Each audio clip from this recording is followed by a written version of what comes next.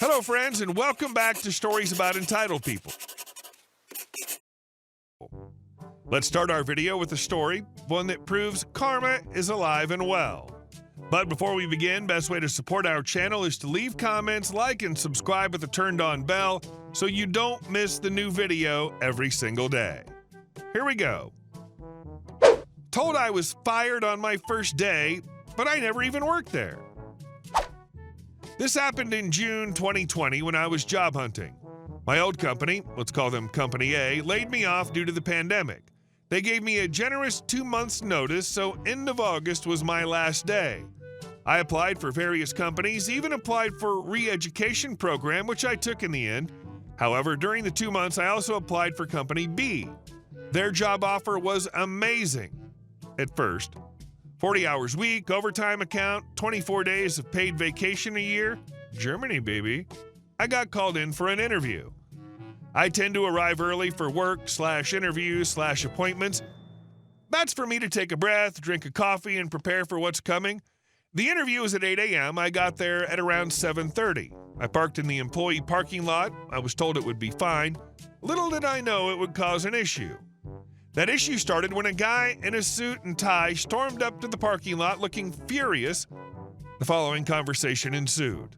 Me equals me, duh. Angry guy equals AG. Recruiter, CEO equals CEO. AG, where the F have you been? You were supposed to be here by 7. Me, I was told. AG, cutting me off. I told you be here by 7. Me, confused. The email stated 8 a.m. AG, are you stupid? We start at 7. First day and you're already late? Get out of here. You're fired. Me, realizing what happens.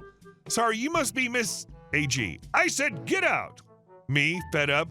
I don't work for AG, obviously, since I fired you. Me, I never worked for you in the first place. AG, of course. It was supposed to be your first day. At this point, I had enough of him. I was about to get back into my car when another guy and woman came out of the office building to see what the fuss was about. Turns out he's the CEO and she's the recruiter.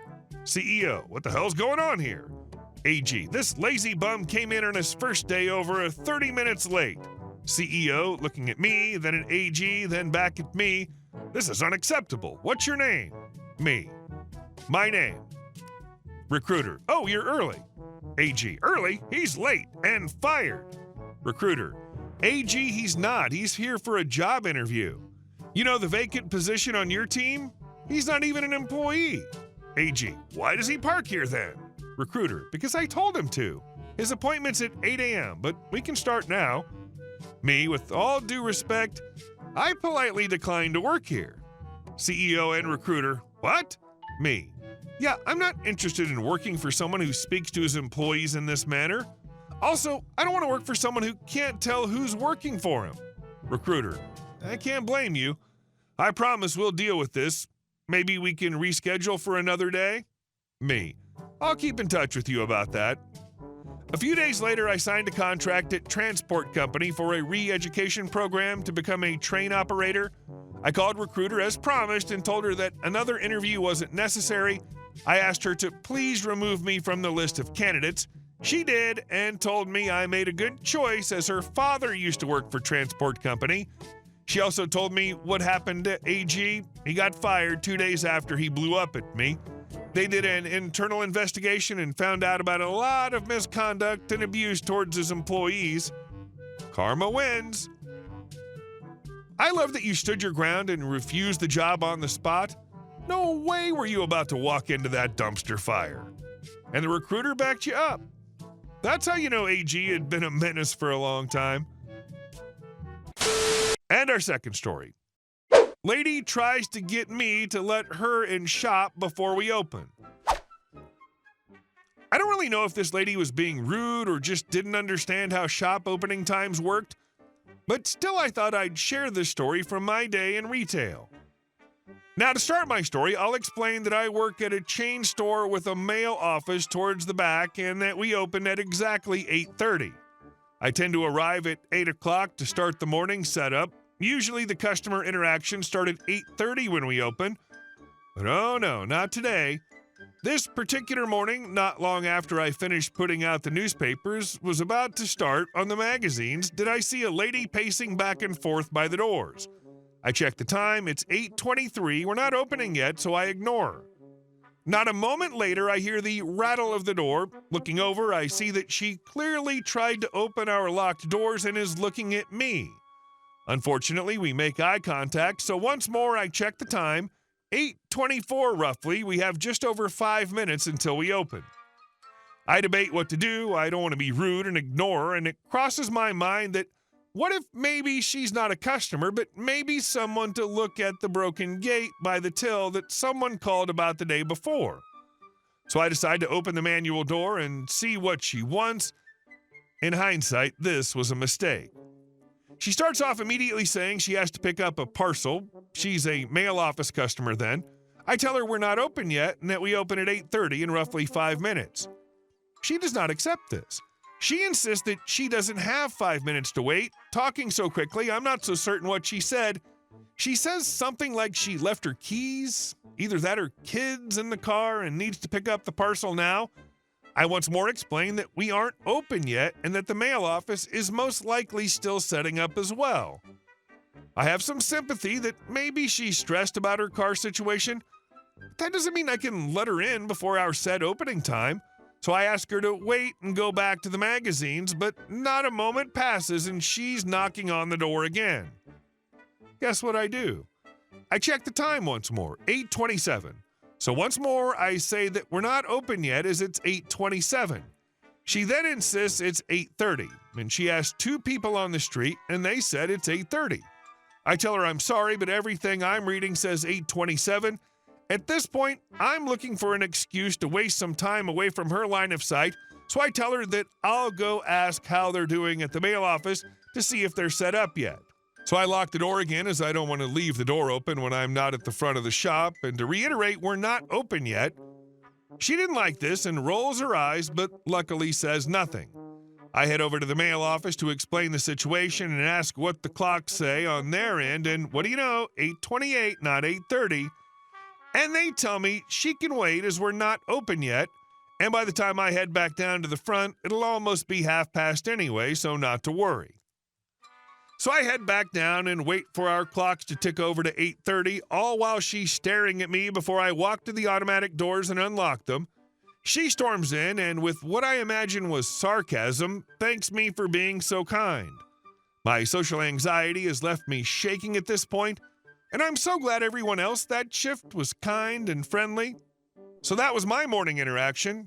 I feel sorry for that lady, and I did feel guilty not being able to let her in, as I know sometimes people are stressed and in a hurry, but that doesn't mean you get to break the rules. If I let her in early, I would have gotten in trouble, but somehow I'm the rude one at fault in her mind. Overall, I wish I'd just ignored her till 8:30. Some people really think a store's hours of operation are just a suggestion. Next time, just stare at her as you hold your watch/phone up, waiting for it to tick over to 8:30. Gotta assert that dominance. And our last story. My mom and sister stole my car, so I took them to court. I always knew my mother favored my sister, but I never thought she would outright steal from me. Turns out I was wrong. 10 years ago, I just graduated college. Money was tight, and my grandmother, not my parents, gave me $2,000 to help me buy a car. My dad, who had a knack for cars, helped me to find a 1998 Honda Accord for $800. It wasn't perfect, cracked windshield, missing stereo, busted driver's handle, but after a week of fixing it up, it ran beautifully. I poured the rest of my grandmother's money into repairs, and it became my pride and joy. Then I got married and planned to move across the country with my wife. My mother lost her mind when she realized I intended to take my car with me. "You don't need 2 cars," she scoffed. "It's a waste of money keeping it." At first I didn't get it, until she made it very clear what she meant. My sister, who had a job but no car, needed it more than I did. I refused. I worked for this car. It was mine. But my mother wasn't having it. One evening, my mom and sister ambushed me in the driveway. "Mom, your sister needs your car and you have no use for it." "Me, then she can buy it from me."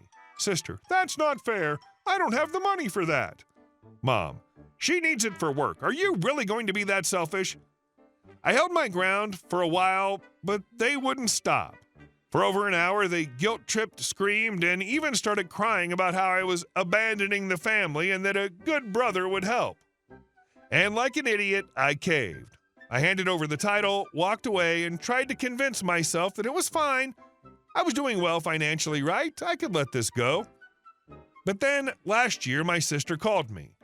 Sister, hey, I just sold the Honda. Me, oh nice, how much? Sister, $2,000. I put it toward my new car. $2,000, the same amount my grandmother gave me, this same car I bought, repaired, and maintained, and she cashed out on it like it was hers all along. I snapped. I went through my old paperwork and realized something crucial. I never actually signed over the title. My mother had taken the paperwork before I could finalize it. The car was still legally mine. So I did what any sane person would do. I hired a lawyer and filed a lawsuit against both my sister and my mother for theft and fraud. When they were served, all hell broke loose. My mother called me screaming about how I was destroying the family over a stupid car. My sister sent me paragraphs of text calling me selfish and saying I should just let it go. I ignored them. I let the court handle it. Turns out the law was on my side. Since the car was still legally mine and my sister had illegally sold stolen property, she was ordered to pay me the full $2,000 she got from the sale. On top of that, my mother was found liable for fraud for interfering with my property and was slapped with a fine. The best part, my sister had already spent the money. She had to sell her new car to pay me back. My mother begged me to drop the case, even offering to split the money, but I refused. They wanted to steal from me? They could pay for it. I haven't spoken to either of them since. My grandmother, the only decent one in that family, told me she was proud that I finally stood up for myself. I heard that my mother's still bitter about it, telling anyone who'll listen that I'm a terrible son. Honestly, I don't care. They thought I didn't deserve my own car? Well, they sure as hell deserved that lawsuit. This is absolutely satisfying revenge. The audacity of your mom and sister to guilt trip you into giving away your car only for your sister to cash out years later like she earned it? I don't blame you for snapping. The fact that they never legally transferred the title, that's where karma came in full force. You get justice, and you made them pay for every bit of their entitlement. Hey guys, thank you all for watching the video. I'll see you in the next one.